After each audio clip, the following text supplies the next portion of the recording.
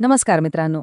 आपल्या सर्वांच्या परिचयाच्या आणि आवडीच्या महसूल गाव गप्पाच्या या सविस्तर विश्लेषणामध्ये तुमचं मनपूर्वक स्वागत आहे. सध्या बघायला गेलं तर संपूर्ण महाराष्ट्रामध्ये पुन्हा एकदा एका विषयाची चर्चा अगदी जोरात सुरू झाली आहे.